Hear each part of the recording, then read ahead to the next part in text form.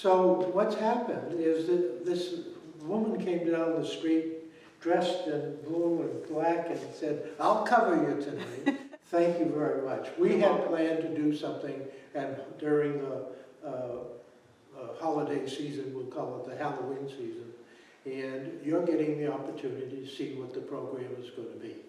So other than that, you've got the floor. And every once in a while, this happens for all organizations. The greatest plans all fall apart. And so you have to have something out of the box. Today we're going to do out of the hat. Since it is Halloween, I'm going to start with telling you a story about us and where we live here in New Hampshire. Because we live, yeah, what? Move back, find your light. I love her. I just set up a little bit over here. Look at him, boy, he's so good. Find your light. Where is it? Now, is she too far away? We ought to pull our chairs up. Are we okay? Oh, you can hear me, I could shout, right? What we never want to forget is that here in New Hampshire, we live in the land of the giants. And what I mean by this is ancient civilizations all across the planet tell stories of a time when there was giants. If you read the Bible, it's the Nephilim. There's the Anunnaki that are in Egypt. The Hopi Indians in the Southwest had the very tall, red-headed giants. And there was a time when the giants went away. And when they did so, they turned to stone. And the symbol that we have in New Hampshire that told us we came from the land of giants was the old man in the mountain. So never forget that we live in this land that is the land of the giants. Okay, you guys ready for the first story? Let's pull it out of the hat and see what we get. The Ghost of the White House. Have you ever heard this story? Everybody's looking. Okay. There is a long legend that Abraham Lincoln is the ghost of the White House. And there are stories about the Lincoln bedroom, and people that are statesmen that are put up in the Lincoln bedroom, they have a very difficult time sleeping because there's a supposed ghost that continues to prod people while they're in bed. And it is said to be Lincoln. But Lincoln is not the ghost of the White House. The actual ghost of the White House is Jane Appleton Pierce. I suspect. You The suspect. shade of the White House. Right? There you go. So when Franklin Pierce was elected to the presidency, in that time period before he was taking office, he and his son, Willie, and Jane Appleton were on a train traveling back from Washington, D.C., and the train derailed. There was only one fatality, and it was Willie. Willie had been their last living son. They had 3 boys, but 2 of the boys died very young, and then Willie, at 12 years old, through this accident, passed away. Jane Appleton was never the same afterwards, and she would not go to Washington, D.C. with Franklin Pierce. Now, the stories are also true that Franklin Pierce did like to drink. And while people say that he was the worst president that we had, we also need to understand he was a president operating in grief. Jane Appleton did eventually go to the White House, but it was for pretentious people that wanted to have a party at the White House and wear their fancy clothes, and she was supposed to be the hostess of it. That was about the only time she went. After that large event, she went into an insane asylum down in Washington, D.C., and eventually begged to come back here to New Hampshire. She was a very religious person, and she really just wanted to pray to God every day. When Franklin Pierce left the White House after his term was over, Jane Appleton passed away a short time after. And he started to take up with his dear friend, and we should all be jealous, Nathaniel Hawthorne, because wouldn't everybody like to have that person as your best friend? And they liked to go up to Plymouth, up in the White Mountains, and they would hang out, they would read, Nathaniel Hawthorne would write, and they would drink. And his very best friend passed away in front of him as well. So Franklin Pierce pretty much lived the rest of his life in grief, but the ghost of the White House is Jane Appleton. strictly because she was one of the first ladies that was never there. There have been 3 first ladies that have lost children while they were in the White House. One of them was Jackie Kennedy. The other one was Abraham Lincoln's wife, Mary Lincoln Todd, and, of course, Jane Appleton. When Mary Lincoln Todd lost her child, she wrote to Jane Appleton, or Jane Appleton wrote to her, sending her condolences. Okay, next story, you ready? It could be anything. Conway's Ride to Heaven. Have you ever heard this story? This is actually a poem. Let's see if we can find it here.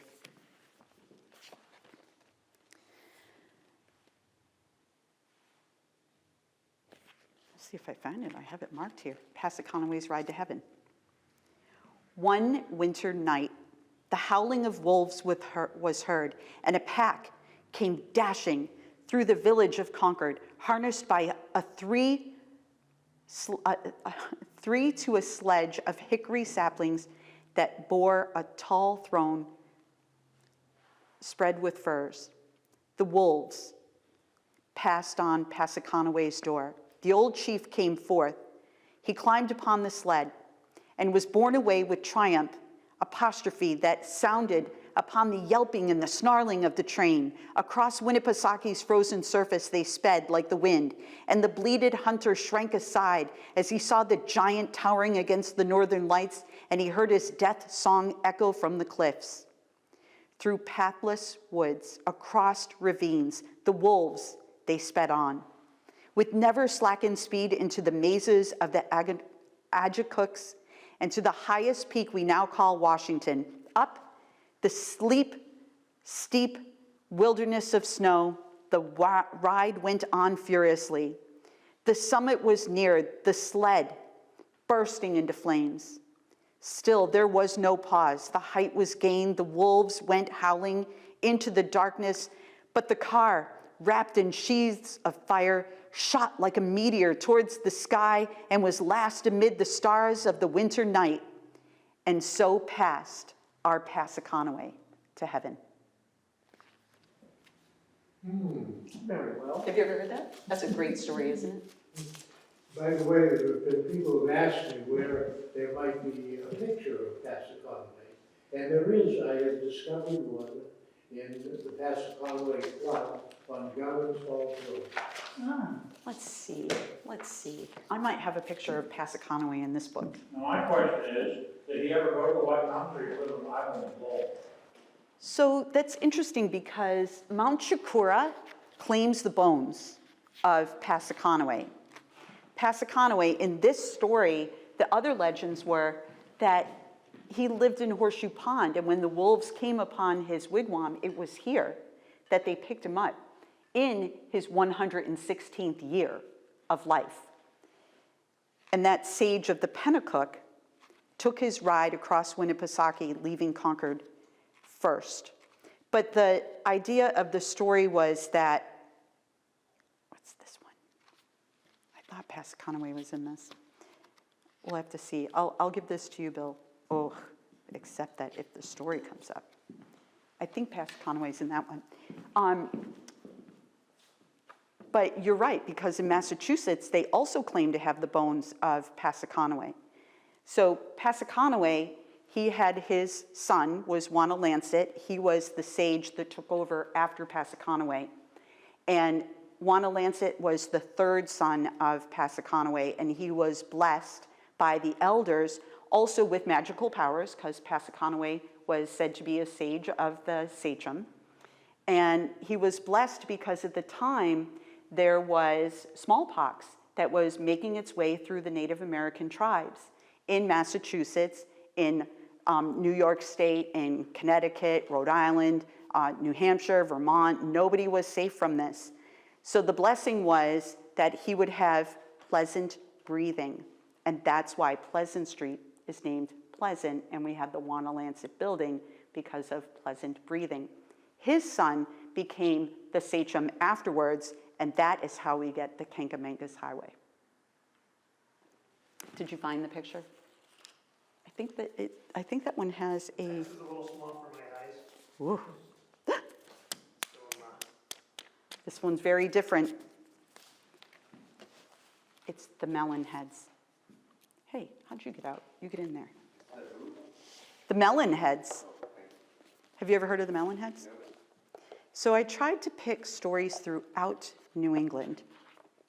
Let's see if we can find our boys here. This one has a picture of the Melon Heads in it.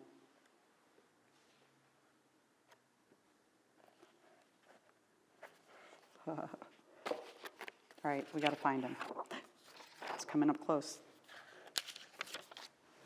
Here's a picture of the Melon Heads. You guys ready? See the melon heads? They are green. They are melons. They look like melons. That's why they're the Melon Heads. You ready?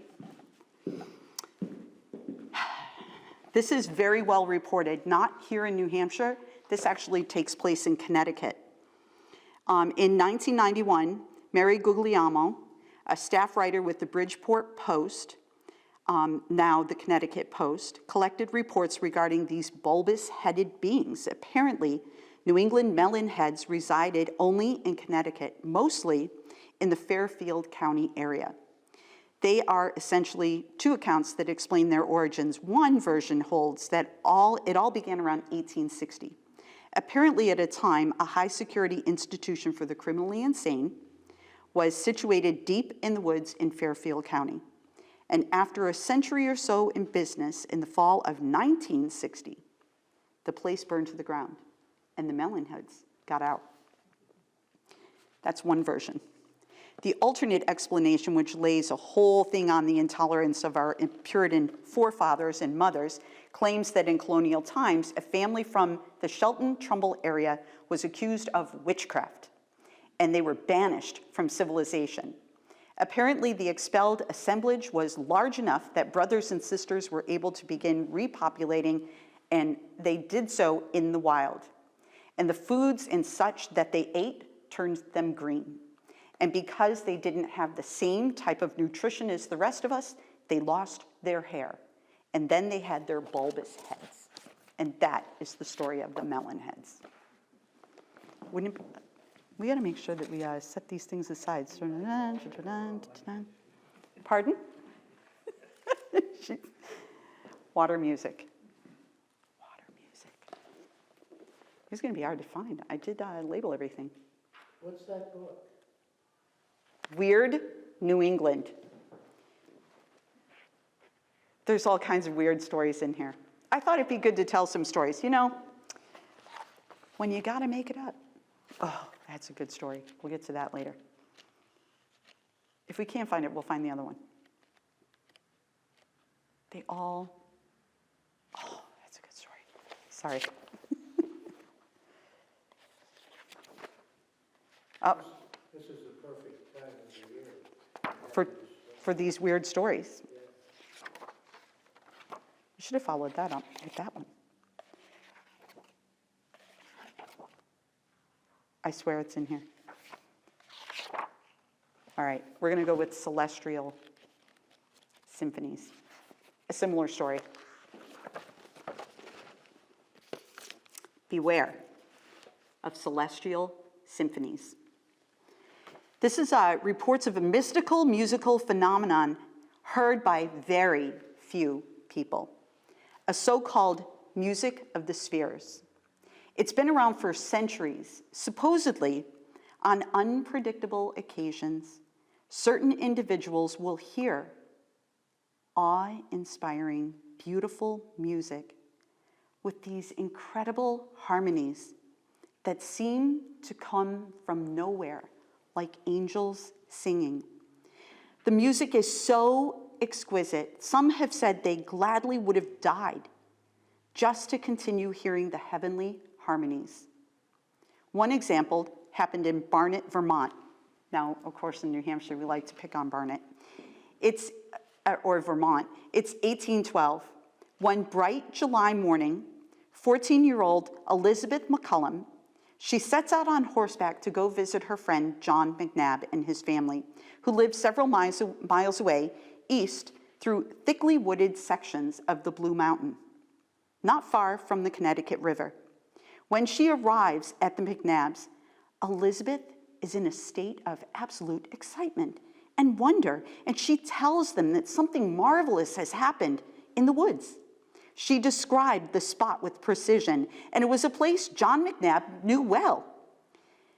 Breathlessly, the girl explained how virtually in the middle of nowhere, she heard this strange and beautiful and wondrous music like nothing she'd ever heard before. It seemed to come from every direction, filling the air and displacing every other sound.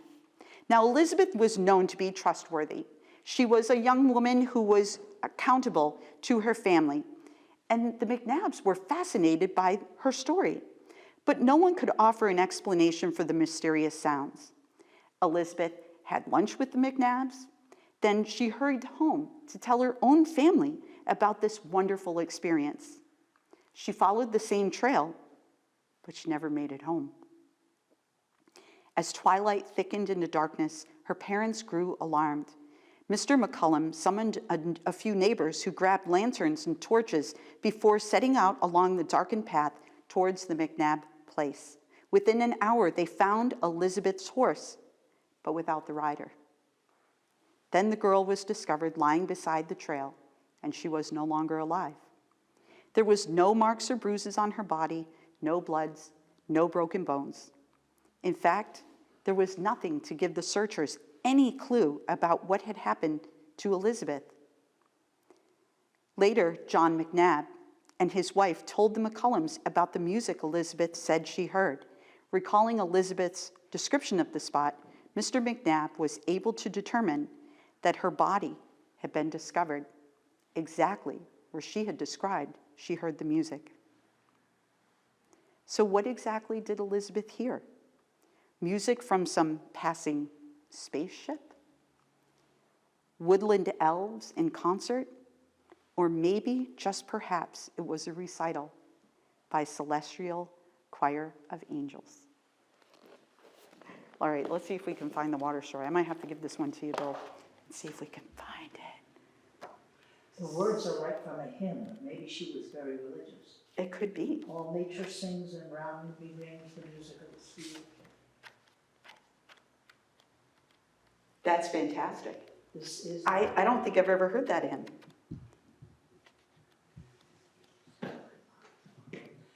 This is my Father's world, and to my listening ears, all nature sings and round me rings the music of the spheres.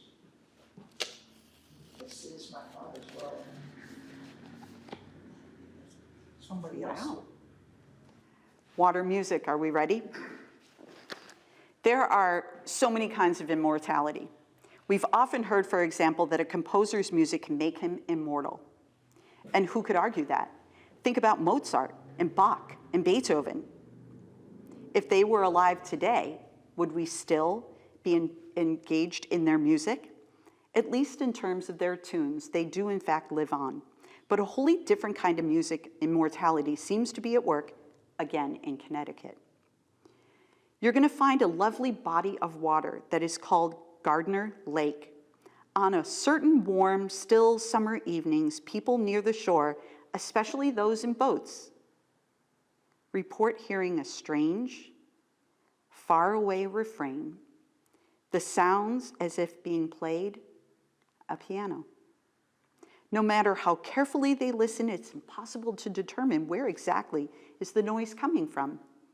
But young folks suspect what the old-timers know. It is coming from the water itself. In the past, certain adventurous souls used scuba gear to investigate, and what they found more than 50 feet down may explain the mystery, but only in part.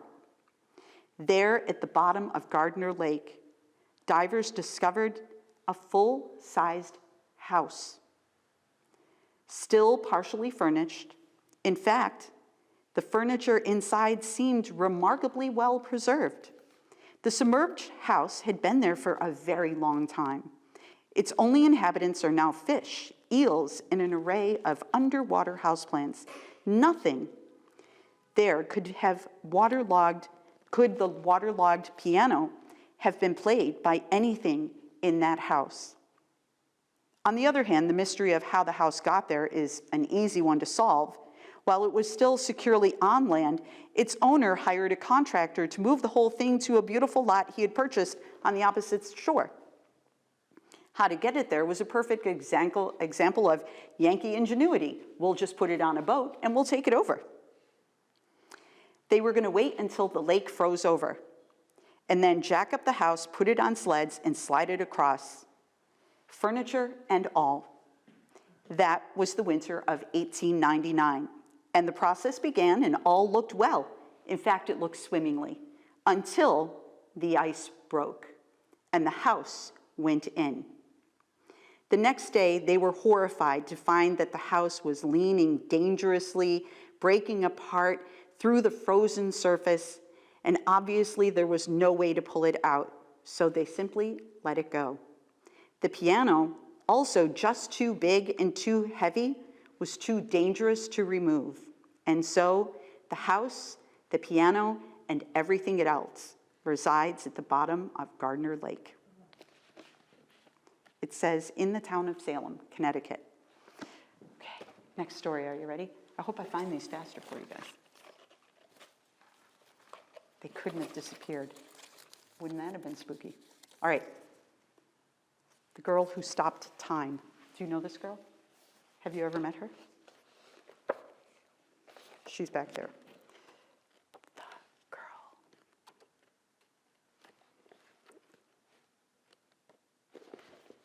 That's why it's weird. Oh, this is a funny one. We'll get there.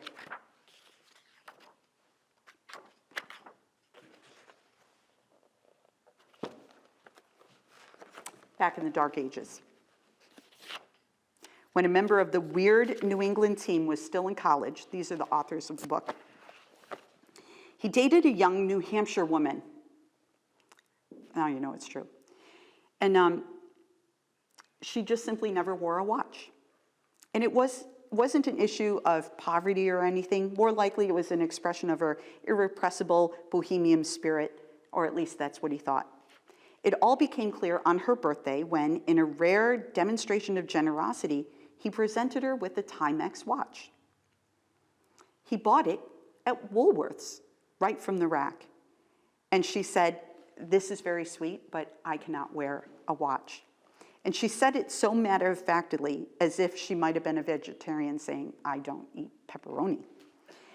Figuring she meant such concessions to temporal conformity were contrary to her principles, he prepared for intellectual debate. Cleverly, he shot back, "Well, geez, why not?" And she said, "I simply cannot." But in order to demonstrate, she put the watch on her wrist, and within a few seconds, the watch stopped. But a few minutes later, she removed it, and just like any good Timex, it started ticking again. On this girl's wrist, or whether in her hand, or sitting on her lap, or anywhere touching her body, the same proved true for pocket watches, any battery-powered timepieces, nothing of any clock fixture touching her would actually keep time. There was some speculation that it was something to do electrically with her body, possibly an electromagnetic field that kept her and time at a distance. But since then, there are several people that also have the same issue. So always look to your friends. Are they wearing a watch? Of course, we have a doctor in the house too. A fiery phantom. I'm trying to remember. Where's the fiery phantom? Mystery stone. I'm sure you all have heard of the Flying Dutchman. Do you know who the Flying Dutchman is? You do? You do? It is. It's a ship. In a compelling smorgasbord of New England local legends, there is a vexing vessel that is generally spotted along the seacoast of Rhode Island. While the world most famously thinks of the ghost ship of the so-called Flying Dutchman, whose captain and crew are cursed to sail the seas until doomsday, America's most illustrious example is called the Palatine. Though that was probably not her registered name. For more than 200 years, she has appeared in a well-defined sketch of water, or stretch of water, off the Rhode Island coast. This Yankee Flying Dutchman is easily recognized because this one is on fire. Before sailing into the spirit realm, she was most probably a British ship called the Princess Augusta, heading for Philadelphia in 1738. Her decks were crowded with German immigrants from the Palatine region, eager for a new start in America. After the ship was 3 months at sea, food and fresh water were scarce, and during Christmas week, somewhere in the Devil's Triangle, formed by the mainland of Montauk Point and Block Island, the vessel was menaced by a mysterious snowstorm.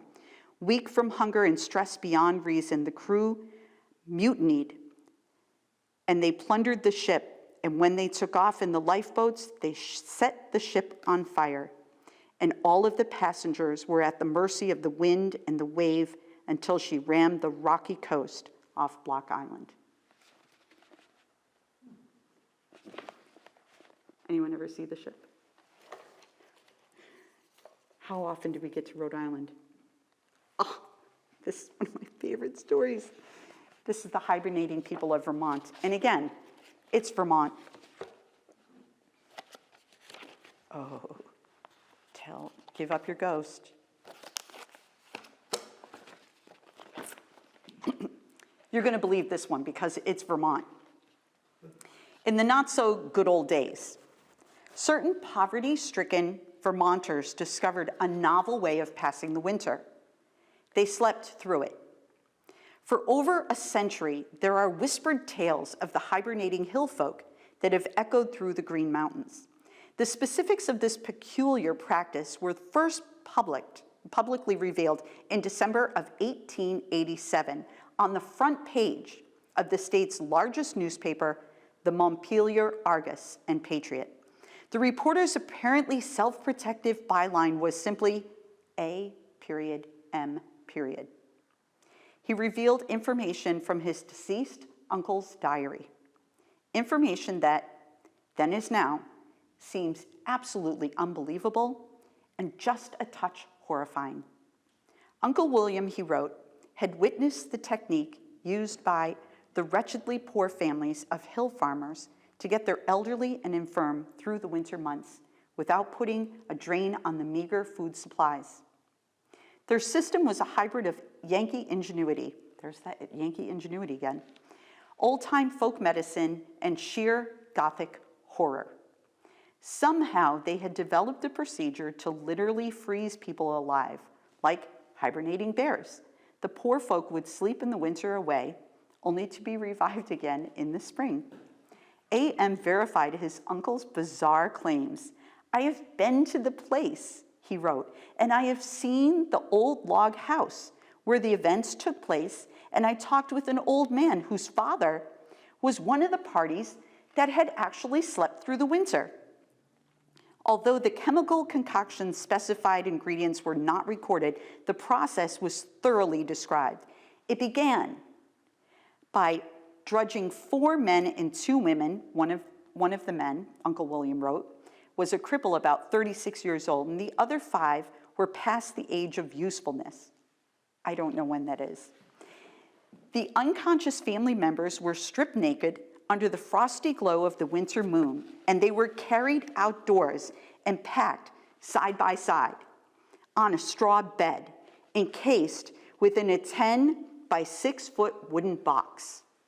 Uncle William watched in horror as their noses, ears, and fingers slowly turned white, and he saw their ghastly upturned faces assume a tallowy pallor.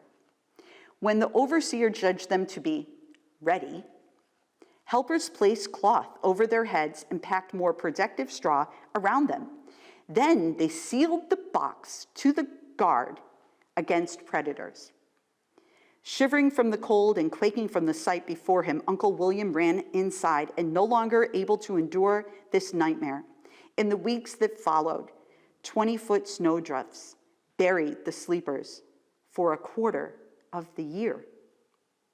What Uncle William had witnessed turned out to be more than a crude, perhaps merciful form of euthanism.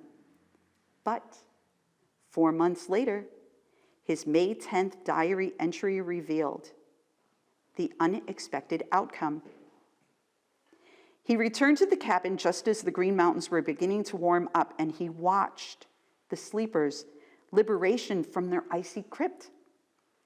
Able-bodied men lifting the stone, stiff relatives into long troughs, women poured hot water and hemlock-based potion over them, creating a fragrant, steaming bath. Slowly, their pallid faces began to brighten. Muscles twitched, fingers flexed, vitality returned. Carefully, they helped them into their baths, and the 6 were carried inside. Warmed by blankets and a fire and a hearty meal, the sleepers slowly revived after their long winter's nap. Think it's possible? Remember, there is cryogenics now. Sleep tight. Don't let the bed bugs bite. Do you know where this story comes from? I'm sure you've all heard that saying, right? Sleep tight. Don't let the bed bugs bite. Sleep tight is a saying that here in New England, because we are the oldest colonial states, is that our beds in our old colonial houses, they were actually hung from the rafters on the roof with ropes. And if you let the bed drop down in the nighttime, some of the bugs from the floor would creep in. So sleep tight meant tighten the ropes. Don't let the bed bugs bite. Tighten the bed, folks. Celestial Symphony. I knew we'd get to it. The frog people. You think the Melon Heads were funny? Wait till you see the frog people. Oh, that's the Melon Heads. We have another picture. Frog people. They look like melon heads, don't they? Yeah. A little bit.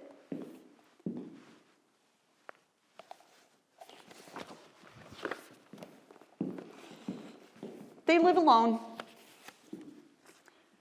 in desolate compounds that no outsider would dare to enter. The Fairfield County Weekly, remember Fairfield, Connecticut? They ran a short mention of the strange population in 1998. 1998. While most reports say that the frog people lived in Danbury, Connecticut, the newspaper placed them nearby in Bethel. For years, rumors of this large family of large-eyed freaks had been circulating through the town, even seeping into the gossip of neighboring burgs, the article read. It is said that this mysterious family lives together on a decrepit compound not far from Bethel's center, and that members of the clan have been observed milling about the place, spilling from open doors and windows and performing really bizarre, unspecific acts.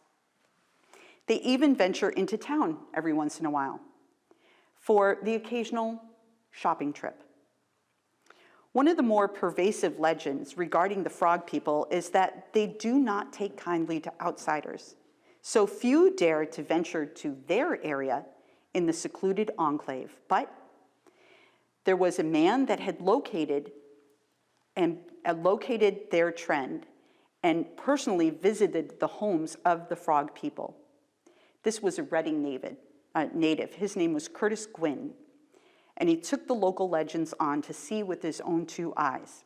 When I was growing up, he said, I heard about them from the middle school kids, and they described what their eyeballs were on the sides of their head, but that they had crusty lips and wide mouths and sunken noses with nostrils that were just thin slits.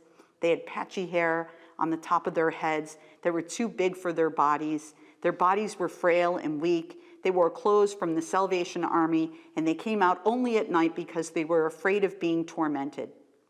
The summer before my junior year of high school, a friend of mine's mother was running a version of Meals on Wheels at a local church. I volunteered to help, so I would go around Danbury door to door and give out lunches to the unfortunates. But I had 2 houses on my trip. And you know what lived there? The frog people. Cut to a year later, I'm doubting that they are mutated. I figured there was some destitute family and the Rubers were all fake. So I met my local finest grocery store one night around 11 p.m. with the same 2 friends that I had seen and spoken to and traveled with on the Meals on Wheels program. We were in the canned food section, and we turned around, and there looking at the soups was one of the frog people in the bright lights of the store. Those fluorescent lights, this guy, his eyes were glowing. And you know what he looked like? A frog. I got you, didn't I? Were you thinking, what could he possibly look like? Okay. Everybody knows this one, right? The Exeter UFO story? Yeah. Yeah, it's a good story. The Exeter UFO story. Everything's in here. This is really important to note now that we're on our first UFO story. This happened in September of 1965. Know, too, that Betty and Barney Hill, you remember the alien abduction up north through the Notch? I have visited with them Have you really? at the University of New Hampshire when I was there. We're going to have to get to that. Do you know when that happened? September 19th, 1961. September is a pretty eerie month in New Hampshire for UFO activity. Okay, so it's 2 o'clock in the morning, and walking home alone, 18-year-old Norman Muscalero spots something in the skies over Kensington, New Hampshire. When the bright object seems to make a beeline towards him, he ducks, and he flags down a passing car and reports the aerial oddity to the police station in nearby Exeter. Now, Officer Eugene Bertrand accompanies Norman to the field where he had been attacked by the unidentified flying object. There, they both see something bright moving above the treetops. Fearing it might rush at them again, both men take shelter in the police cruiser. Soon, Officer David Hunt joins them, and all 3 watch the bright, silent object soar noiselessly southward toward the sea. The event is marking the beginning of the avalanche of UFO sightings that accumulated in John G. Fuller's well-known book, Incident at Exeter. It also went a long way towards establishing New Hampshire as the UFO capital of New England. I've read other versions of this story. So this young man, Norman, he was visiting a friend of his, and as he's walking down the road, he's passing by the Dining and I can't remember the other family's name, but Dining is one of them. The 2 farms are side by side, and the UFO is over the farmhouses, and the light is beaming down. And he doesn't think anybody's home at the Dining house, but he thinks that people are home at the other one because there seem to be lights on in the house. So as the UFO passes, he goes up and he knocks on the door, and they're afraid to open the door because they think it's aliens coming from the spaceship. So he convinces them that he will go to the police. So this is why he goes to the Exeter Police Department. And he tells them what's happening. And as he does so, this officer, Eugene Bertrand, he comes in because he had just been speaking to a woman who was reporting the exact same thing, and he thought she was nuts. So he came back to the station to tell this wild story, but here's Norman telling the same story about seeing this thing. That's why they get into the police cruiser and they drive back out. So as they show up at the dining farm, the horses are going nuts and they're kicking at the barn door. And so that's when they look up and they see it showing up again.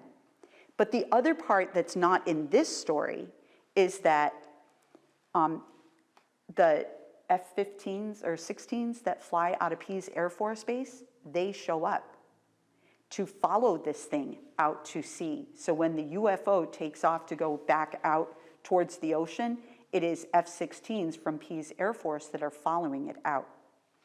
That's the other part of the story. All right. Are you guys doing okay? Dreadful Doc Benton. I'm sorry. It's a doctor story. So Doc Benton, it says that New Hampshire has its own contender for eternal life. For nearly 200 years, a strangely agile, black-caped figure with long white hair has been spotted around Mount Moosilauke in the White Mountains. And most agree that it is Dr. Thomas Benton. While the figure is definitely not a ghost, it is by no means entirely human. Supposedly, it's the result of an ungodly transformation that started when young Thomas Benton came back to New Hampshire from medical school in Heidelberg, Germany. Because the town that bears his family name picked up the tab for Thomas's education, he dutifully returned back to New Hampshire to oversee the health of the benefactors that had paid for his education. Apparently, he was a brilliant and compassionate physician, and his services were sought by people far and wide. But no offer of a better situation could tempt him away from the town and the people that he loved. Then, around 1816, something happened. Perhaps he was rejected by a young woman. Perhaps he lost his fiancée to disease. No one's really sure. But there was something that happened with the wiring in his brain and the way in which he thought. Whatever the case, Thomas lost interest in the practice of medicine, and he took to the woods, where he set up a laboratory in a deserted shack. There he opened a trunk that had been willed to him by Professor Stockmeyer, one of his teachers, when he was in Heidelberg in medical school. In life, Professor Stockmeyer had been shunned by his colleagues because he was researching forbidden secrets into eternal youth. Now, Tom Benton shunned his community to continue those same unholy experiments. Living like a hermit, he made only occasional forays into town for supplies. If anyone ventured to his cabin to beg for medical treatment, Tom would simply turn them away. Eventually, a series of animal deaths started in the residents in the area. A cow was discovered dead in the barn. Lifeless horses were around their stalls. It wasn't long before people began suffering a similar fate. And of course, they blamed Doc Benton. In recent years, though, hikers on Moosilauke slopes have continued to report seeing this mysterious caped figure in the woods. Is it Doc Benton? One person sees him disappearing behind a tree. Others might spot a wrinkled hand or a pant leg moving quickly and out of sight. In the 1970s, a Dartmouth student took a solo hike along the Jobadunk Ravine. Jobadunk? Thank you. I'm glad you guys are here. When he didn't return, searchers went out and they found him easily enough, but he wasn't in a bad way. He was just wandering aimlessly with a glazed look on his face. His friend realized he was in shock. Rescuers transported him to the ravine camp where an emergency vehicle moved him to the hospital in Hanover. And though he recovered from cuts, bruises, and a fractured skull, he was curiously vague about what had happened to him.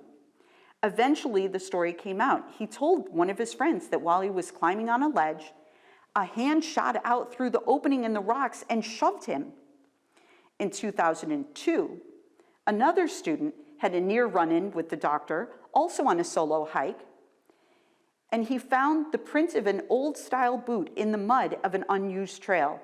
It was in a place where there had been no tracks just 15 minutes earlier.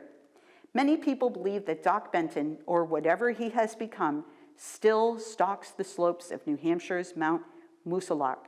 They theorize that by kidnapping pets, livestock, and people, his experiments eventually led to the secret of his eternal life. Good old Doc Benton. Dun, dun, dun. You know that's along the Vermont border, and they have hibernating people.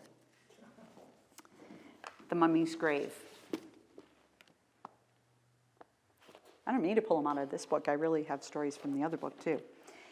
So this is in West Cemetery in Middleton, Vermont. There's a headstone bearing highly unusual markings. They're not your typical icons of a colonial grave. Rather, they look vaguely like hieroglyphics. And upon closer examination, you will discover that the grave's occupant passed away in 1883. BC. Could this be the oldest gravestone in New England? Did the stonecutter make a mistake? What exactly is going on? Well, actually, it's the final resting place of Vermont's only royalty, the 2-year-old son of an ancient Egyptian king. And how did the mummy of Amun-Hukepsa F come to be buried in Middlebury, Vermont? More than 100 years ago, local oddities collector Henry Sheldon purchased the Little Prince from a New York dealer. The remains were stored away and forgotten in the Sheldon Museum until 1945. When the curator found them, he decided they were not in good shape and it was not his place to keep this skeleton of this 2-year-old boy. And so they had him buried in his own family plot.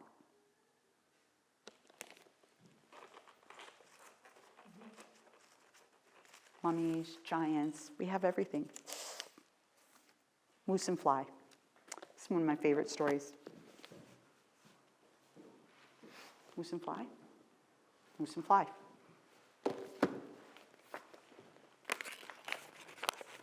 The moose and the fly.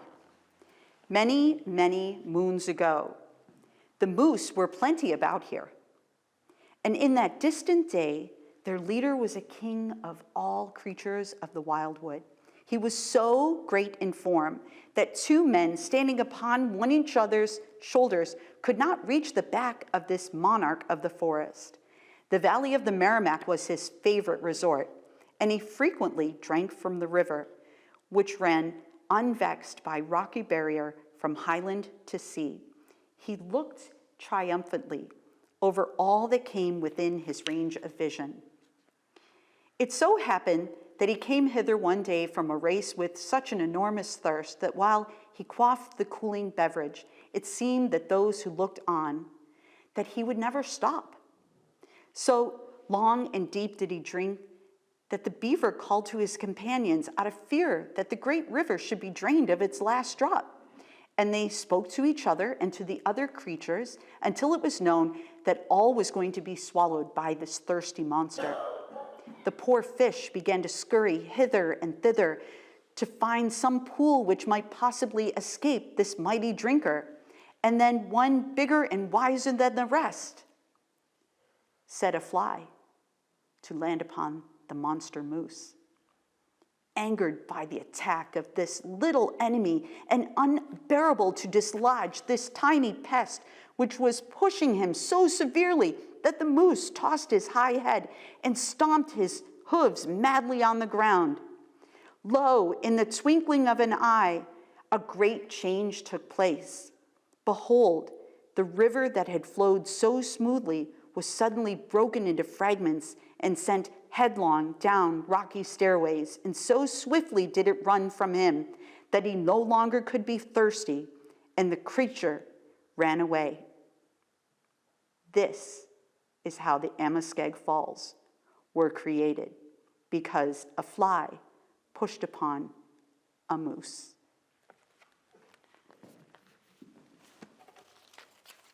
And what we tell kids when we tell that story is, doesn't matter how small you are, you can push upon a moose. Legend of the Black Flies. I need this book. It's a good one to follow up with, huh? This is a Native American story. This is the Pennacook,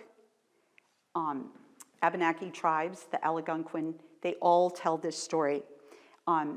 Like we talked about at the beginning, there are legends all across the world about giants, and the giants turn to stone. There are also legends all across the planet about thunderbirds or thunder dragons or Quetzalcoatl that is out of Mexico. But in New Hampshire, we had a thunderbird. For many, many years, this great bird that was far larger than the biggest eagle had preyed upon all the animals around Lake Winnipesaukee. It would appear that a thunderbolt out of the clear sky would just carry off the animals and just whisk itself away. The great bird, also called a mosquito, is what the Native Americans called it. It had scarcely upon anyone, when they saw it, dared to leave their wigwam at night. Finally, the sweetheart of a young brave was carried off.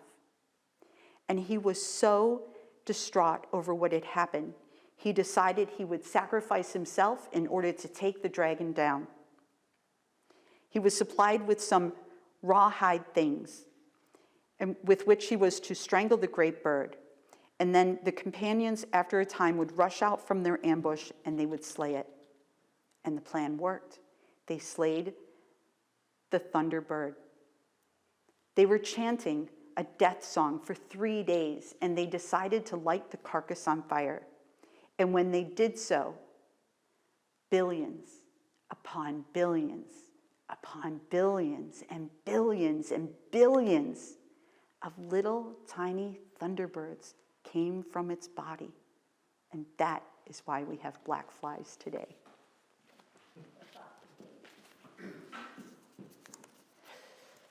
How are we doing on time? Funny? Probably the last one. Funny even in death. Okay, dropping all my papers. It's a good time to end. These are things to think about for yourself.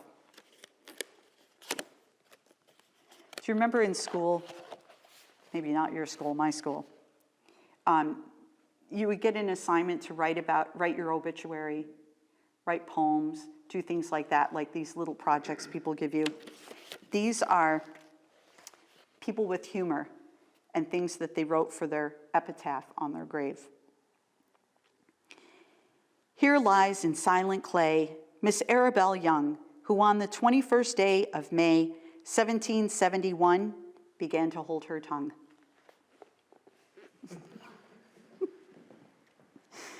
Winslow, Maine. In memory of Beza Wood departed, in memory of Beza Wood, departed his life November 2nd, 1837, aged 45 years. Here lies one wood enclosed in wood, one wood within another. The outer wood is very good. We cannot praise the other. This is New Shoreham, Rhode Island. Captain Thomas Coffin, 1842, age 50. He's done a catchin' cod and gone to meet his God. Here lies Caleb Ham, by trade a bum. When he died, the devil cried, "Come, Caleb, come." Mary Fowler, 1792, age 24. Molly, though pleasant in her day, was suddenly seized and went away. How soon she's ripe, how soon she's rotten, laid in her grave and soon forgotten. William Daring, 1839, age 49. For me the world hath in its charms, and I've embraced them in my arms, counted its joys and sought its bliss, although I knew the end was this. Alden Work, 1856, age 80. I lived on earth. I died on earth. In earth I am interred. All that I have, life, are sure of death. The rest may just be inferred.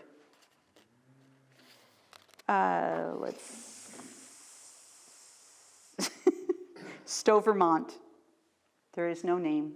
There is no date. I was somebody. Who is just none of your business. And that, my friends, ends our stories for tonight. Thank you. We ought to see if there's any questions. Yeah, are there any questions? Yeah. If I ever come back here in 50 years, will you be wanting to watch? I will not be haunting here. I probably have other places I might haunt. I suppose for everybody it depends on what your beliefs are in the afterlife. I do come from a family, my grandfather was a spiritualist, and so that's probably why I'm weird here in New England. But he was a hands-on healer. So he would get dreams in the middle of the night, and it would tell him in these dreams that there were people that needed help. And he would often wake up and he would get on the train. This would have been like in the 1920s and 1930s. He would get on a train and he would travel to different areas across the country. There's a story of him going to Ashland, North Carolina. But he would meet people on the train and there would be spirits next to them that would be like following them. And so those were like the ghosts that he would see. But he would have these premonitions in the night. He lived in Florida when I was a kid. He moved down there long before I was born. But he would come up during the summer. And my father was an avid golfer, but he also would get pain in his shoulder. And my grandfather would come up and he would put his hands on my dad and my dad would be healed. And so these were things that we saw as a child. He told me that, or he would tell us stories that my father would get the vision, is what he called it, before my father passed away, but after my mother had died. And I find it interesting that my brother, whose name is Nathan, and my father's name is Nathan, my brother is as haunted an individual as my grandfather was, because he does see spirits all the time. It's like The Sixth Sense and that movie. He's always been like that as a child. My mother used to tell these fantastic stories. I mean, there were 6 of us. I was the 5th born. And something would happen in the house, and my mother would line us all up, and she'd go, okay, who did it? And Nathan would go, spooks. It was spooks. And you could do nothing but laugh at him. But yeah, I grew up in a haunted house. I don't shy away from the fact that I did so. Even as an adult at my parents' house, there were things that happened there that as an adult, I can't explain away. As a child, I could easily have said it was my imagination.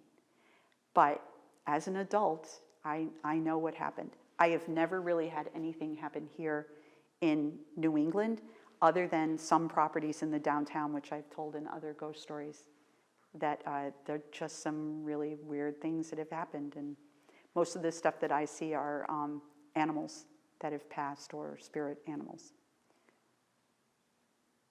So am I going to haunt the place? I don't know. That's a great question. Yeah? Was Jim going to tell us about Betty and Barney? Betty and Barney Hill, yes. Oh. Let me pick up my papers and I Very toss interesting. things everywhere. He was black, she was white, by the way. I'll stand by Yeah, you so you his- have the microphone. Okay. And he was a postman, and I forget, she must have been just not just a housewife, a wonderful housewife, I think. I was at the University of New Hampshire, and my English professor, Professor Daggett, was a good friend of theirs, apparently. And I was in a conversation with him because I had gotten to know him very well, and he said, would I like to meet them, Betty and Barney Hill? And I said, yes, I'd like very much to do that. And they were very nice, normal couple who said, basically, that They had been traveling through essentially Franconia Notch up in the mountains. And they had seen something in the sky, similar, by the way, the story you heard, they're separate stories, but amazingly similar. Close and 4 years apart. Yes. And they believed that they had been taken up into a spaceship and that they had been very, very thoroughly examined. They can remember being prodded and examined, and eventually, when that had been completed, they were simply released back down, I guess, to their, I don't remember whether it was into a car or not, but. Back into the car, but hours later. Yes. And, I know all my phenomena. and I had absolutely no reason to believe what they were telling me. And so it gives you an awful lot to think about at times, about what else is happening. And people think you're a little weird when you talk about it, or what's wrong with you, but. Yeah, like when I it's tell a- ghost stories, right. Yeah, and I think that really happened, based upon my personal experience, talking right here with them about what happened, no question about it, none whatsoever. It was the first time that someone publicly had stated that they had been abducted. And they were really putting themselves at great risk. Oh, Because yeah. this is 1961 and they're an interracial couple. That's exactly right. And for them to speak up and speak out about this was a very big deal. About the same time, I grew up in Rochester, New York, and Griffiths Air Force Base, which is outside of Syracuse, it doesn't exist now. But at this same time period, Dan Aykroyd, the comedian that was on Saturday Night Live, he was part of the Blues Brothers, he has a whole documentary about his family and their cottage that was in the Adirondacks around Griffiths Air Force Base, and all kinds of spaceship and lights and unexplained things that he saw in the sky. He is a firm believer in UFOs, and he is this person that is very famous, and he does not shy away from the fact that he saw these things, he knew what he existed, and this was happening at the same time period as Betty and Barney Hill in the 1960s. So there. In Concord, I have heard, people tell me stories all the time. Doesn't matter. I could go anywhere, someone will tell me a story. So up on Carter Hill, where the orchard is, the houses that are down the hill, where the bird Yeah, peak observatory. observatory is. Yes, for There's a eagles. couple of houses that are just down the hill. One of the people that built one of those houses had told me this story. They couldn't stay. They have the whole bottom side of their house, like the lower level, it looks out down on the hill, and they would see the things flying up the hill towards them and over Carter Hill, heading out towards Pennacook Lake. Now, I have asked a couple of times, why do we have helicopters that fly over Pennacook Lake? It's supposed to be a no-fly zone because it is our water supply. But then it makes you take pause. Why are they going over Pennacook Lake when there are flying saucers going up Carter Hill and turning and going over Pennacook Lake?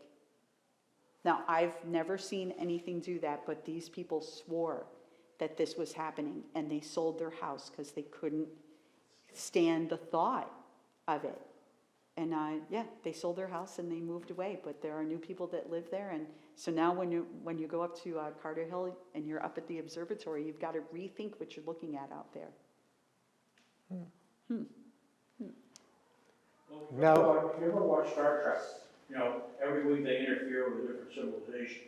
But, they're supposed to have the prime directive, you're not supposed to interfere with other civilizations. That's right. And it may be that the real UFOs actually go along with that they'll come down and investigate you, but they'll put you back where you were because they're not supposed to interfere. That's interesting. So where does this all leave us? Wherever you choose to be, I guess. Yeah. It's October, and in October, we tell these fantastical stories that are told through generations, and sometimes, you know, these stories may be wild and wicked, and they come from New England, but they really do come from this folklore that people in, you know, throughout centuries, it's storytelling is what it is, and this is how we pass down our legends. And for the Concord Historical Society, we live and we dive and we thrive by all these stories that we tell, because it is this generation that we're building the legacy that's going to be the children, our grandchildren, et cetera, are going to tell these stories about these weird people that told stories here on it. Yeah, we hope anyway. Yeah.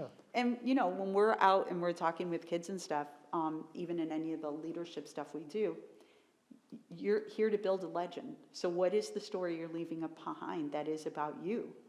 Because we're all going to die. And so what do you want people to remember about you? And we're always looking for people to take on after us, right? That's right. That's right. Thank you. Thank you. I hope you had a really good time, and Yeah. we just pull stories from a book, stories from the map. We'll see you the second Thursday next month.